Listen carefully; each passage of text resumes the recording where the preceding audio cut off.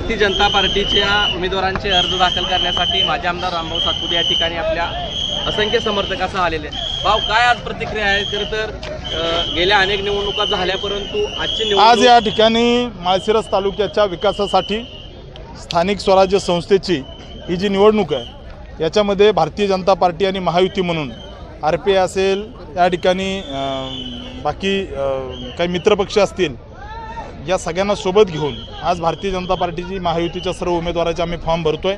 मला विश्वास आहे माळशिरस तालुक्यातली जनता या ठिकाणी राज्यामध्ये केंद्रामध्ये भारतीय जनता पार्टीचं सरकार आहे, त्यामुळे निश्चित आम्हाला आशीर्वाद देईल आणि आमचे उमेदवार या ठिकाणी मोठ्या मताधिक्याने निवडून येतील। वेळापूर जिल्हा परिषद गटातून मातंग समाजाने सुद्धा पाठिंबा तुम्हाला दिलेला आहे। या ठिकाणी जानकर गटाचे जे होते कट्टर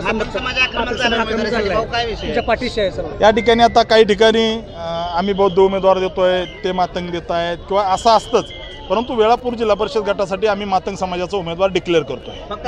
भारतीय जनता पार्टीला चितपट करण्यासाठी 6 पक्ष एकत्रित येत आहेत, काय सांगाल? अशी चर्चा आहे जनतेमध्ये। नाही, मुळात या ठिकाणी आमचा विकासाचा अजेंडा आहे आणि त्यांना हे सगळे या ठिकाणी राम सातपुतेला हरवायला एक येत आहेत। मुळात कुठंतरी यांना जनतेची भीती वाटते, त्यामुळे येत्या काळामध्ये माळशिरस तालुक्यातल्या गोरगरिबांचे ऑपरेशन केलेत, माळशिरस तालुक्याला दुष्काळ निधी मिळवून दिला आहे, माळशिरस तालुक्यामध्ये हजारो कोटी रुपयाचा निधी आणला आहे, विकास कामं केलेत, लाडकी बहीण योजना, या सगळ्या मुद्द्यावरती जनता आमच्या सोबत राहील।